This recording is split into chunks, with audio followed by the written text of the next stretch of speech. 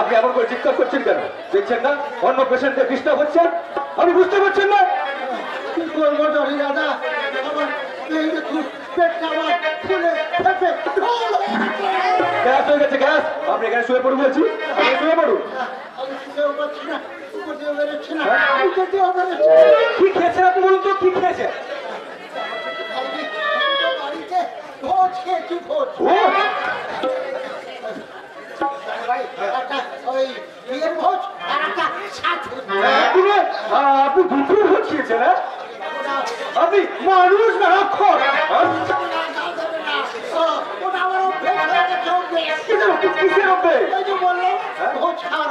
তাই বলে একসঙ্গে দুটো ভোজ খাবে? এত খাবেন আপনি?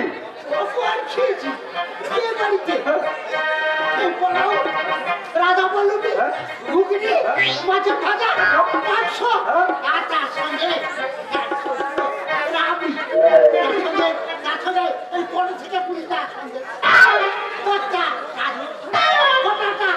এই 17টা কমলা। আপনার যাওয়াই ভালো। কোথাকার আমার যাওয়া দরকার নেই। বড় ডাক্তারবাবু যে বললেন যে জনি দাদাকে সব খুলে বলবেন, একটা খুলে। সাতো বাড়িতে কি কি কিনেছিলেন তাড়াতাড়ি বলুন। মাছের কাছা এতগুলো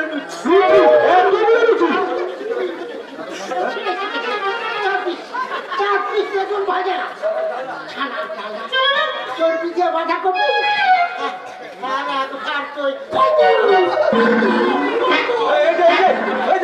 একদম হইচই করবেন না। অসভ্য লোক কোথাকার। এক রাত কিনে কুটে নার্সিং হয়ে ভর্তি হয়ে আপনাদের জ্বালিয়ে মারতে এসছেন। আপনি এক্ষুনি শুয়ে করুন। আপনাকে ইঞ্জেকশন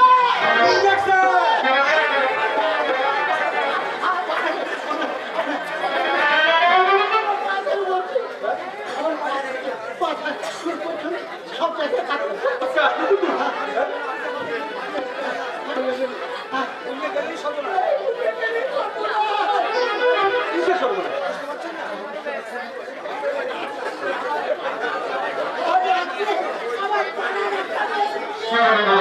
আবার বিয়ে? এবছরে মেয়ের বিয়ের সংখ্যাটা বেশি।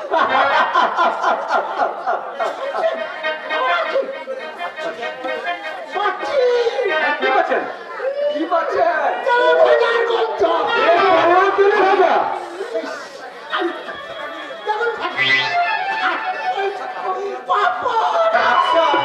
বললাম তো চাই, একে সামলানো আমার পক্ষে সম্ভব নয়। দুটিকে দেখে নিয়ে আসো।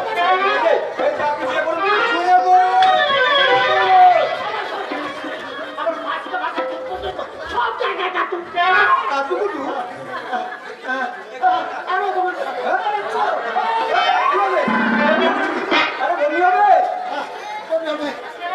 আর বমি হয়ে গেলে কি হবে? বমি হয়ে যাবে। আর বমি হয়ে গেলে কি হবে? কি হবে? ওই নিচে থেকে খানিকটা বেরিয়ে যাবে, তারপর পাতা জলের মতো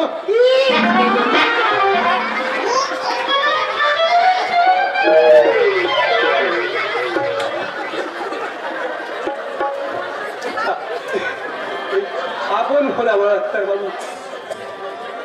good good good, very good, very good. মানুষ যদি এমনি করে হাসতে পারে তাহলে তার আর কোনো অসুখ থাকে না। হাসি হচ্ছে মানুষের জীবনে শ্রেষ্ঠ দামি ওষুধ। না না না না, কোনো কিন্তু নয়, কোনো কিন্তু নয়। সুযোগ পেলেই যত খুশি হাসবেন আর হাসতে হাসতে পৃথিবীর সব কিছুকে ভালোবাসবেন। দেখবেন আপনি একেবারেই সুস্থ। আমি রোগী নই ডাক্তারবাবু, আমি জনি। জনি? ও জনি? তা তুমি অমনে হাসছিলে কেন? আর বলবেন না, এই পেটের রোগী নগেন পাল ভদ্রলোককে নিয়ে আমি একেবারে অস্থির হয়ে পড়ি। তুমি তারা শঙ্করের অগ্রদানী পড়েছো? না ডাক্তারবাবু। পড়লেই বুঝতে পারবে ওই নগেন পাল আর একটা অগ্রদানী। পড়তেই মনে পড়ে যাবে বাবা হয়ে ছেলের পিণ্ড খাওয়ার সেই ভয়ঙ্কর দৃশ্যটা। যাক, সে কথা যাক, পেশেন্টটা এখন কেমন আছে? ভালো আছে ডাক্তারবাবু। ডাক্তার সুমন্ত রায়কে বলবেন উনি যেন প্রত্যেকটা পেশেন্টকে চেক করে রিপোর্ট লিখে রাখেন। হ্যাঁ ডাক্তারবাবু, হ্যাঁ। আর একটা কথা, হ্যাঁ বলুন। আচ্ছা ডক্টর সুমন্ত রায়ের সাথে মঞ্জুরির কোনো ঝগড়া টগড়া হয়েছে কিনা? আমি ঠিক মতো বলতে পারবো না ডাক্তারবাবু। কিন্তু আমি বুঝতে পারছি কিছু তো একটা হয়েছে, নাহলে সুমন্ত বাবুর সাথে মঞ্জুরি কথা বলে না কেন? আপনি ডাক্তার সুমন্ত রায় লোকটা যেন কেমন, রোগীর সেবার চেয়ে নিজের সেবাকে বেশি ভালোবাসে। আরে বাবা, তুমি হলে গিয়ে ডাক্তার, রোগীর সেবাই হচ্ছে তোমার জীবনের আসল ধর্ম। আর তুমি কিনা রোগীর খোঁজ খবর না নিয়ে চেম্বারে বসে একটার সাথে গল্প করবে? Very bad. তুমি হলে ডাক্তার, সেবাই হচ্ছে তোমার জীবনের আসল ধর্ম। চিকিৎসা বিজ্ঞানের ছেলে মানুষই যত সব। আপন ঘরে বড় ডাক্তারবাবু কোনো খেয়ালই থাকে না, কখন কাকে কি বলছেন।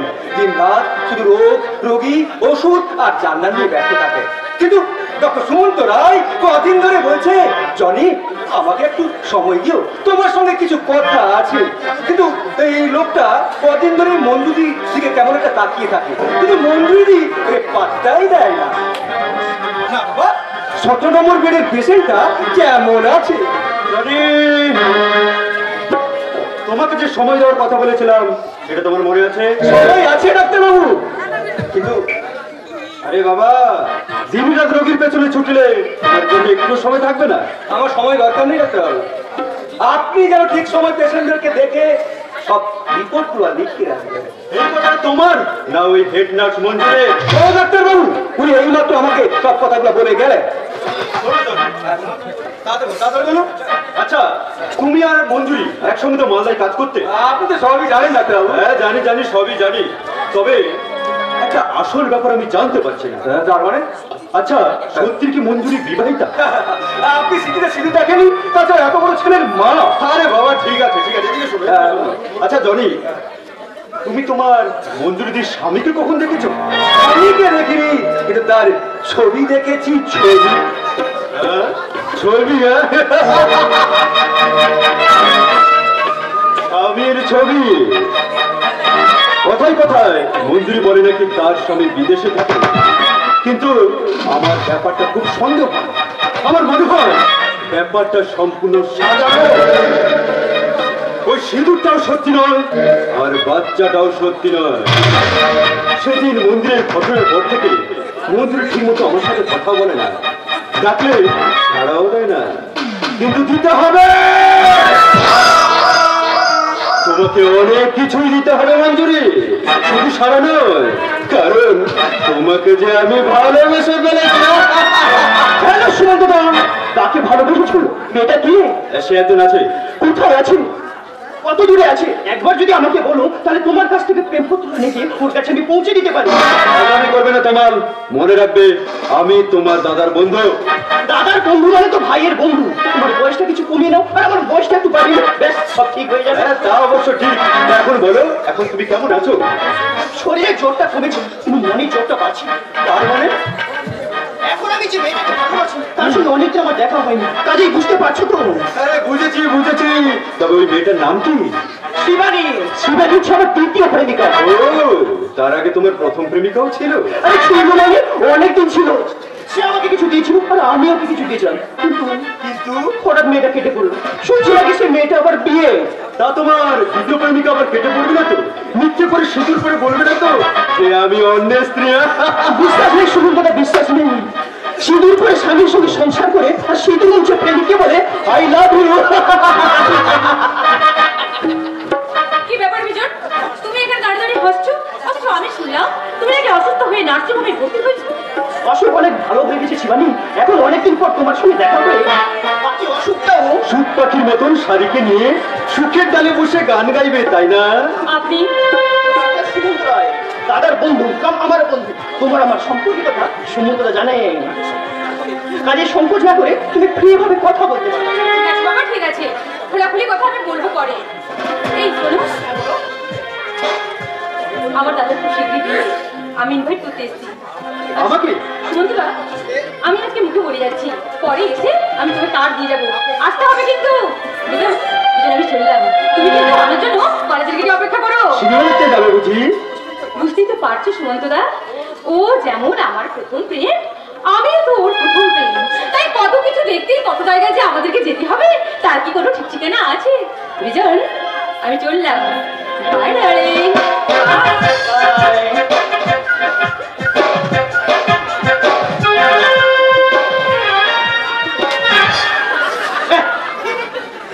শিবানী নাকি তোমাকে বিজন বলে ডাকছিল কেন? আরে ডাকবি তো আমার যে দুটো নাম, বিজন হচ্ছে তোলা, তোমার হচ্ছে হাঁটু পৌড়ে। ওই শিবানী নাকি বলে গেল ওটা নাকি তার প্রথম প্রেম। বুঝতেই তো পারছেন সুন্দরদা, এই যুগে প্রেমই কোনো প্রেম নয়, টোটাল ব্যাপারটাই সেক্সুয়াল গেম। চালিয়ে যাও নো প্রবলেম, চালিয়ে যাও। Stop the boy. এটা তোমার এই বইটা কেন মনে করে কিছুতেই ফেলতে চাইবেন না, এই নাচিং আমার সিস্টেম। আরে বস, ও সুন্দরদা, এই সিস্টারকে দেখে মনে হচ্ছে বিউটি কম্পিটিশনে সুপার মার্কেটে সি ইজ বিউটিফুল আইটেম। দাঁড়ান, এই রাস্তাটা ঘাট ধরে বড় ডাক্তারবাবুর কাছে নিয়ে যাও। আপনি কিন্তু বড় ডাক্তার বাবুর সাহসী হয়ে অনেক দূরে গিয়ে যাচ্ছেন। আমাকে দিয়ে পিছিয়ে আপনি এমন একটা জায়গায় এসে পৌঁছেছেন যাতে দূর থেকে আপনাকে দেখে মনে হচ্ছে ও জাস্ট লাইক এ বেবি।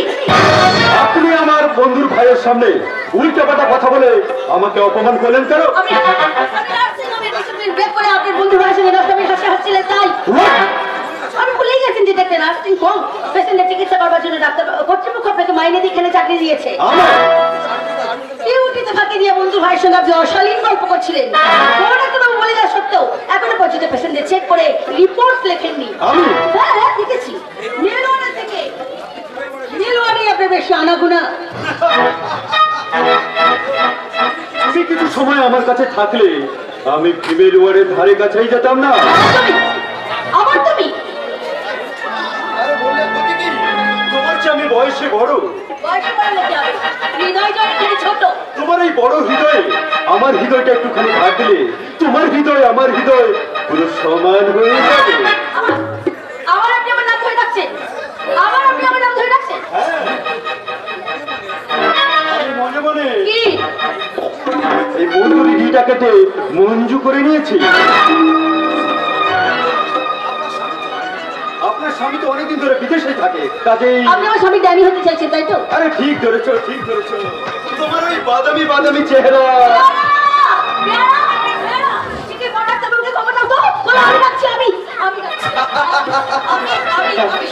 সত্যি আপনার মতো শিষ্টাচার হয় না। আপনাকে দেখলেই রোগী অনেক অসুখ ভালো হয়ে যায়, যদিও মুখে বলতে আটকায়। আপনাকে দেখলেই না আমার শিষ্টার নিবেদিতার কথা মনে পড়ে।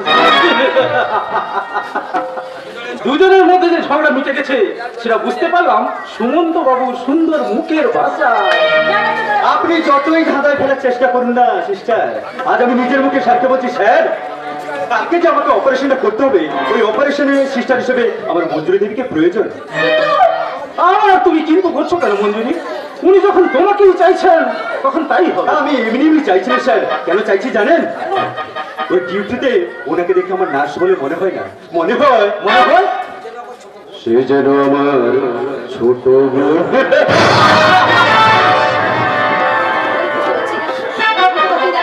আর কতদিন ভালো মানুষের অভিনয় করবে, কতদিন ভালো মানুষের মুখোশ পরে কত মানুষকে ঠকাবে।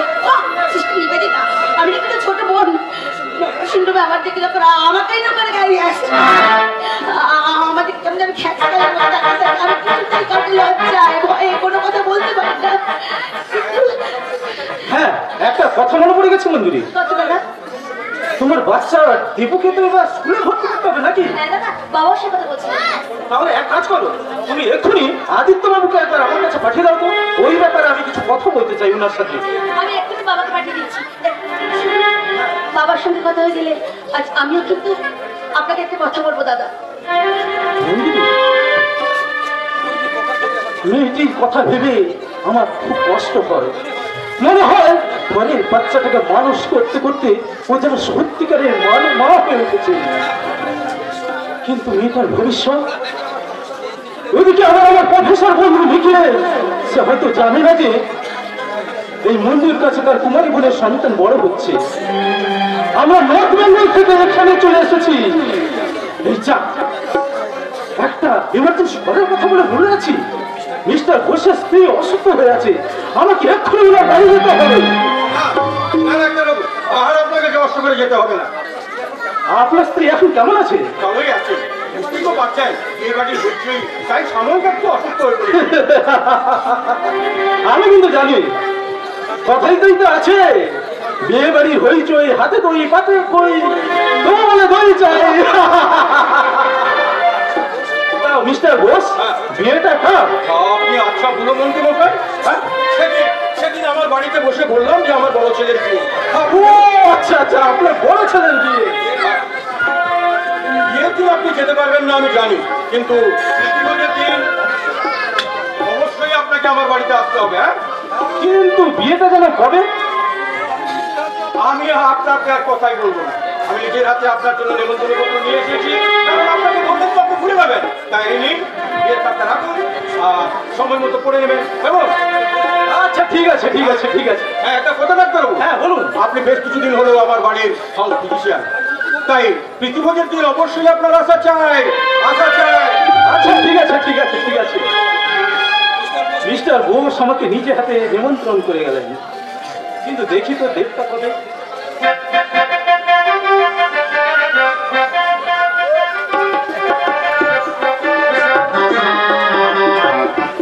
আরে সর্বনাশ, ওই দিন তো আমাকে আমার দেশে বাড়ি যেতে হবে, আমার মামাতো ভাইয়ের বিয়ে। কি হবে?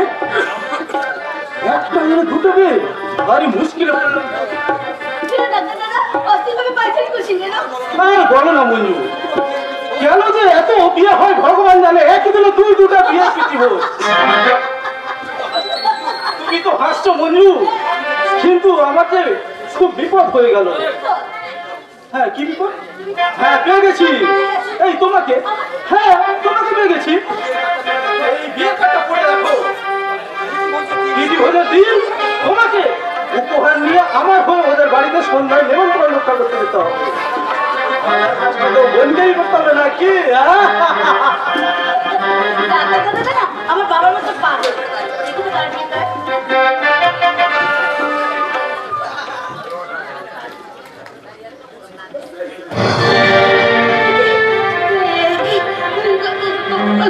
বাবা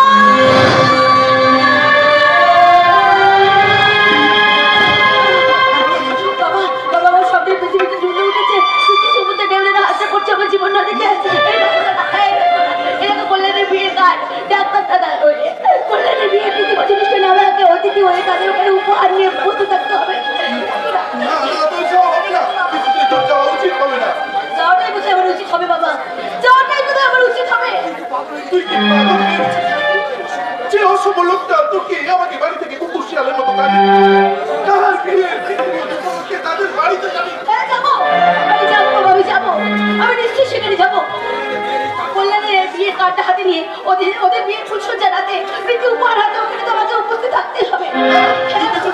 যাবো, কিছুতেই না। এই কার্ডটা হাতে নিয়ে কল্যাণের বিয়ের অনুষ্ঠানে ওই বীরেশ্বর বসের বাড়িতে আমাকে তো উপস্থিত থাকতেই হবে। তার নতুন বউকে আমার হাত থেকে প্রীতি উপহার নেওয়ার জন্য নতুন দুটো হাত তো বাড়াতেই হবে। তুমি কি গো বাবা, তুমি কি? যারা তোমাকে অসম্মান করেছে, যারা আমার ভালোবাসাকে এরভাবে শেষ করে দিয়েছে, সেই দুর্দান্ত খেলোয়াড় বীরেশ্বর ঘোষ আর তার বিয়ের ছেলে কল্যাণ ঘোষকে উচিত শিক্ষা নেওয়ার জন্য এই বিয়ের কার্ডটা হাতে ওদের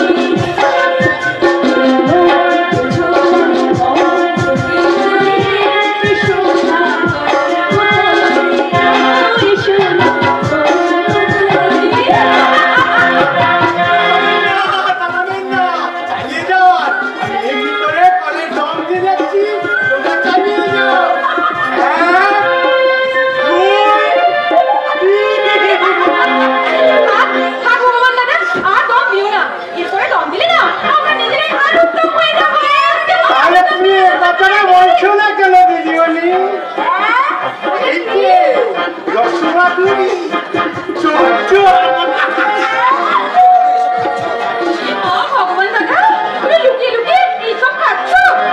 তা দেখে খাওয়ার সময় কোথায় দিদিমণি? সকাল থেকে এত রাত পর্যন্ত এই বাড়িতে কি কাণ্ডরা ঘটেছে বলো দেখুন। দলে দলে লোক এলো, পালে পালে মচকে গেল। তারপর কর্তাবাবু ডাকছে, ভগবান! আমি বলছি, যাই আবার ওদিকে গিন্নিমা ডাকছে, ভগবান! আমি বলি, যাই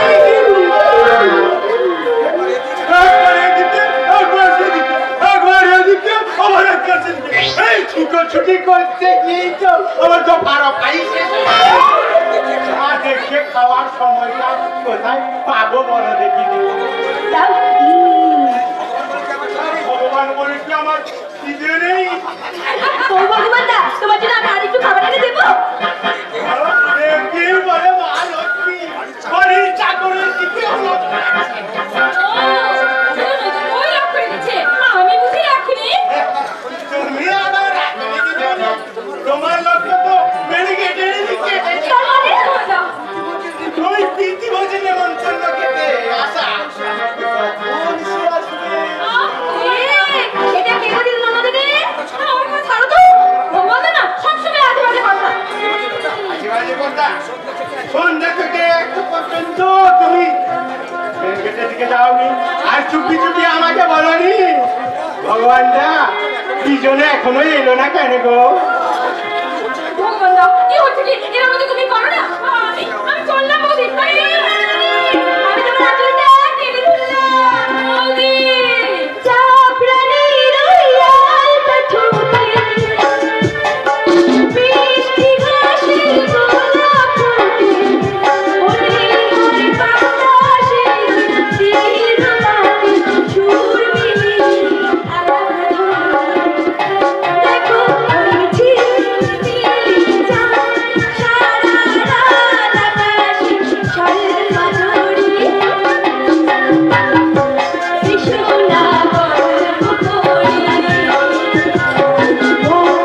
ছোড়ার অঙ্গ ভিজিয়ে, কৃষ্ণা গল্প করি অঙ্গ ভিজিয়ে, কৃষ্ণা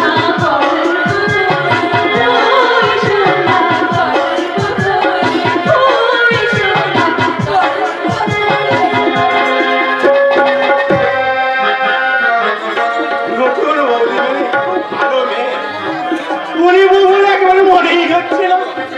দুদিনের মধ্যে কেমন সকলকে আপন করে নিচ্ছে। এই যে শুনছেন, কি চান? মানে শিবানীকে একটু ডেকে দেবেন? আপনি নিশ্চয় বিজন দাদা বাবু।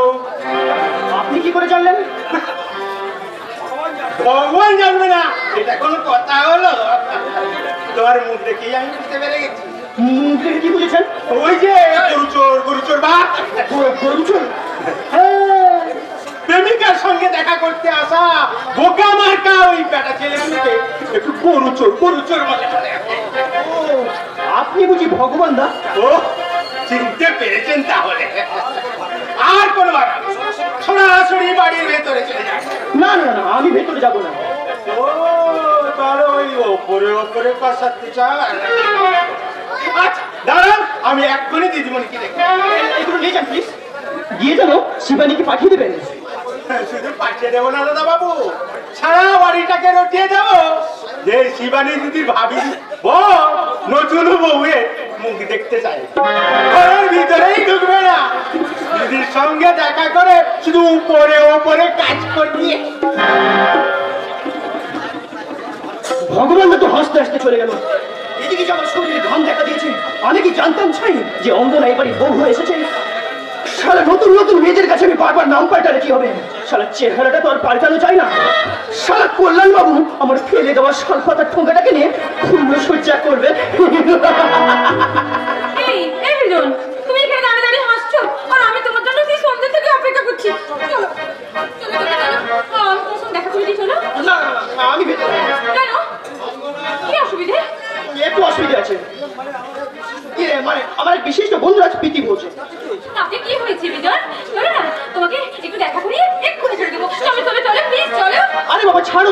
চিনি। চেনো মানে? চেনো মানে কি? না মানে একটু একটু চিনি। আমরা একসঙ্গে এক পাড়াতে থাকতাম তো, তাই। ওহো, তাই বুঝি? আচ্ছা ঠিক আছে বাবা, ঠিক আছে। তুমি একটু দাঁড়া, আমি এক্ষুনি অঙ্গনা বৌদিকে ডেকে নিয়ে আসবো। এই শোনো শোনো শোনো, হ্যাঁ বলো। সেদিন যে তোমাকে ফ্ল্যাটটা দেখেছিলাম, ও কি নাইস। তোমার সঙ্গে বিয়ের আগে ওই ফ্ল্যাটটা আমি কিনবো ঠিক করেছি। Hi my darling. আগামী পরশুদিন কিছু টাকা দেবো ব্যাংকের মালিককে, তাই ব্যাংক বন্ধ করে আমার কিছু টাকা লাগবে, তাই তুমি।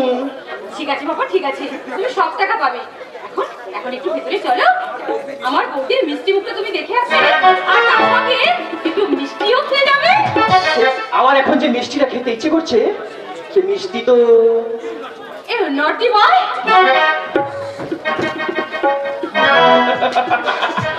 আপাতত 500 মিনিট আমি একই অঙ্কের টাকার কথা শুনেছি। 500 টাকা দেবে, 30 কিন্তু 5 বেশ, আর কি চাই না, সাড়ে 5-5টা মেয়ে যৌবন আর 1.5 লাখ টাকার যৌতুক। ওর হাসতে হাসতে এইদিকে আসছে, সারাই মুখ আমি কেটে কোথায় কোনোদিনই তোমার নায়ক কোথায়? এখানে তো ছিল বৌদি। আরে বাবা ছিল তো, কোথায় গেল? আমাদের কি ধরা পড়ে যাবার ভয় আবার চলে ঢুকতে পালিয়ে গেল না তো? না বৌদি না, বিজয় পালিয়ে যাওয়ার ছেলে নয়। ও খুব সাহসী বুঝি। তুমি সাহসী নয় বৌদি, যেমন যেমন হ্যান্ডসাম তেমনি স্মার্ট।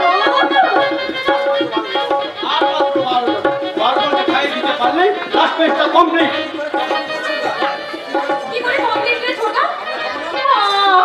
আমরা খাবো না। বাবুর নাম নিকলেশ দাস আর অনিমেষের খাওয়া হয়ে গেছে।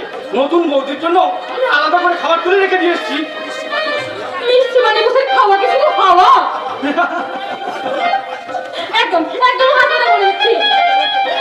এতক্ষণ তোর মুখটা গম্ভীর ছিল, যেই বৌদি হাসলো তেমনি তোর আপন হয়ে গেল, তাই না? আর আমি হলাম পর।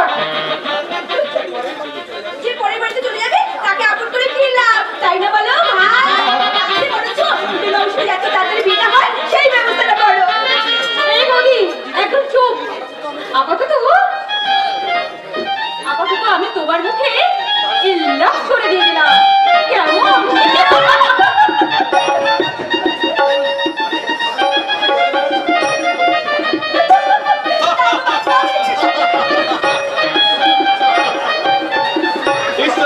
ভালোভাবে সুরকাশে উঠে যাওয়ায় আমার কি যে আনন্দ হয়েছে তা মুখের ভাষায় প্রকাশ করা সম্ভব নয়। ও দাদা, তুমি সবাই ঠিকঠাক খেয়েছো তো? ঠিক খেয়েছিল না? তুমি তোমার দাদা আর মঙ্গলদাকে জিজ্ঞেস করো না। বিপদ খাওয়ার আগে আনন্দ মধ্যে পেটটা ভরে গেছে। তুমি একটু কম করে হাসো। হ্যাঁ, কম করে হাসবো মানে? মানে হাসিটা কন্ট্রোল করো। হাসিটা কন্ট্রোল করবো মানে? যাতে করে রেশন কার্ড ছাড়া হাসি হাসা না যায়। ঠিক আছে, হ্যাঁ। হ্যাঁ রে হরিদাস, তুই আর বাদলদাকে রাত করে এখানে থাকবি? না দাদা, আমি আর বাদলদা এক্ষুনি চলে যাবো। তাড়াতাড়ি করে না, চলো আমরা বেরিয়ে পড়ি। হরিহরের পরে আজকে দিনটা কেটে গেল ভাই। ভগবানের কাছে প্রার্থনা করি তোমাদের ভালো হোক, তোমরা সুখে থাকো। চলি চলি। হ্যাঁ হ্যাঁ হ্যাঁ, ভালো থাকবে ভালো থাকবে। আমার বোন কি তোমার বইয়ের মতো ইয়ে যে খুব ছোট রাত্রে ঘুরে তাকিয়ে দিলে ডেকে ডেকে সাড়া পাওয়া যাবে না? দাদার বোধ হয় খেয়ালই নেই যে আমি তার ভাই। আর আমি তার ভাইয়ের মতো। দাদা এখানে আসার পর থেকে হাসি আর আনন্দ দিয়ে যে ভয়টা আমি চেপে রেখেছিলাম, সেই ভয়টা কিন্তু একটু করে জেগে উঠছে দাদা, জেগে উঠছে। অঙ্গনা, এত সুখ আমার কপালে শুয়ে তো দাদা। কেন কেন শরীর না রে? কল্যাণের সঙ্গে তো আমি বেশ ভালোভাবে মেলামেশা করেছি, তাতে আমি বুঝতে পেরেছি he is too much bright and efficient. কিন্তু সে যদি জানতে পারে আমার জীবনের এই দুর্ঘটনার কথা, সেই রাজকে আমি গুলি করে শেষ করে দেবো। দাদা চুপ করো, একটু চিৎকার করো না, শুনতে আমি চিন্তা করেছি, তা আমি করবোই তো। যে জানোয়ারটা আমার বলে এই ওকে সর্বনাশ করেছে তাকে আমি তো সহজে ছেড়ে দেবো না। হয় তাই গুলি করে মারবো, নয় তাকে আমি পুলিশের হাতে তুলে দেবো। আপনি আবার কাকে পুলিশের হাতে তুলে দেবেন নিখিলেশ দা? সে একজন আছে ভাই কল্যাণ। আমি নই তো। দারুণ বলেছো, দারুণ। তবে আমি তোমাকে পুলিশের হাতে তুলে দেবো না, তোমার হাতে তুলে দেবো আমার এই বোন আদরের অঙ্গনাকে। ওর ভাই ওটো অঙ্গনা, আশীর্বাদ করি তোমরা দীর্ঘজীবী হও, সুখে থেকো, সুখে শান্তিতে সংসার করো। আমি করে গেলাম।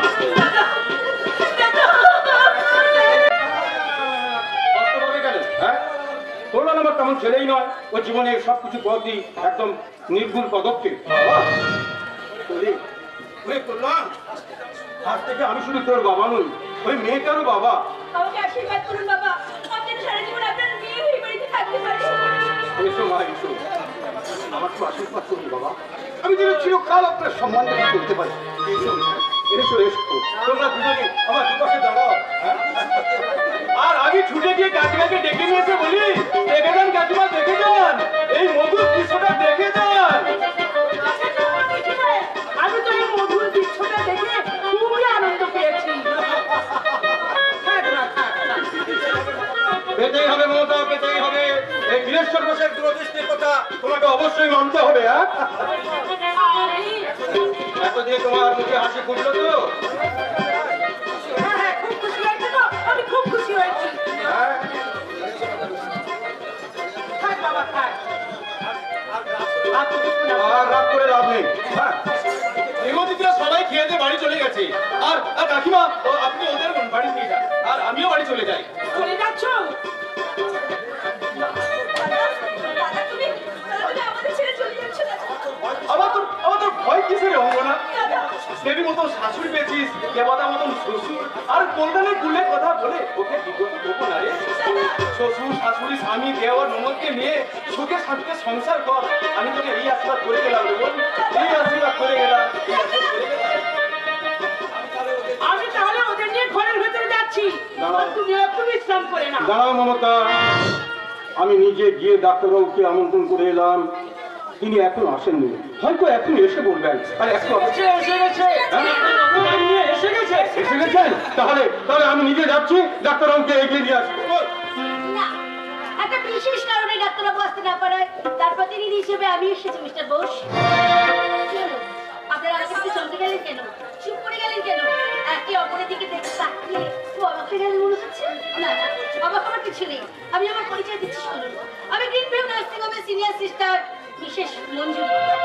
আমি আপনাকে চিনি দিদি।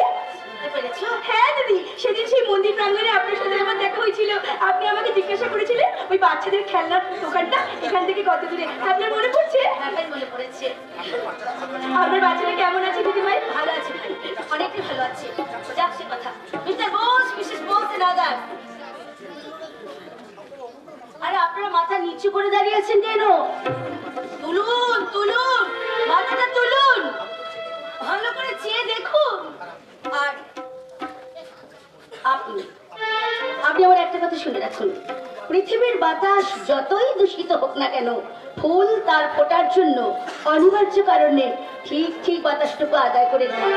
না না, চলে যাবেন না, চলে যাবেন না, দাঁড়ান দাঁড়ান, সামান্য ভদ্রতাটুকু মেনটেন করুন। নববধূর হাতে আমার প্রীতি উপহারটা তুলে দেওয়ার সুযোগ করে দিন।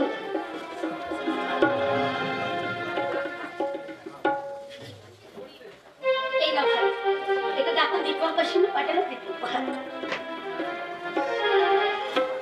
আর এইটা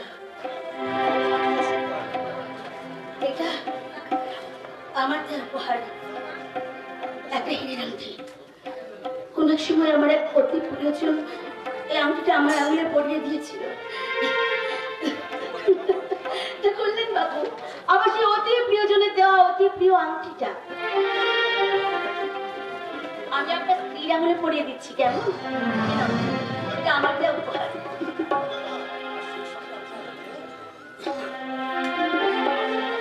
আর সেই সঙ্গে আপনাকে গুচ্ছা রজনীর হাতে দিয়ে বললাম, চললাম আমি, চললাম গুচ্ছা রজনীর হাতে দিয়ে বললাম, চললাম আমি, চললাম বেশ কিছু সময় তো থাকলাম।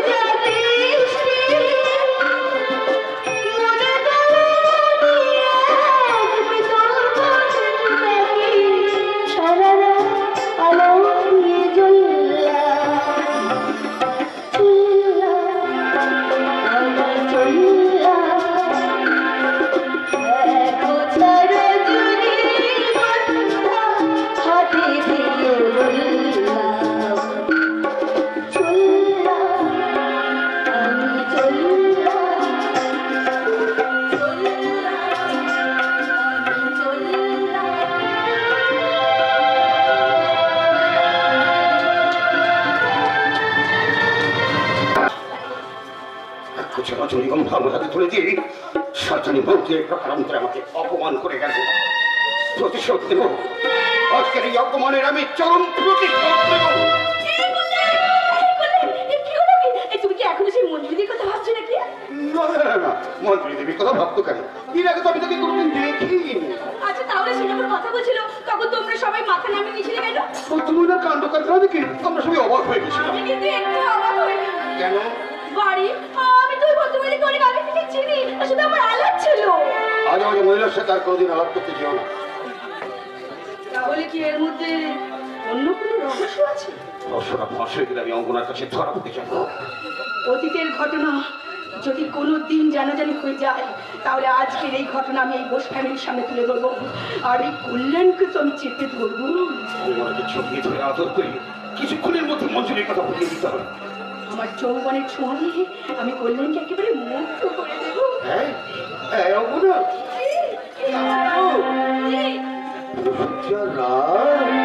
কিন্তু খুব তাড়াতাড়ি শেষ হয়ে যায়।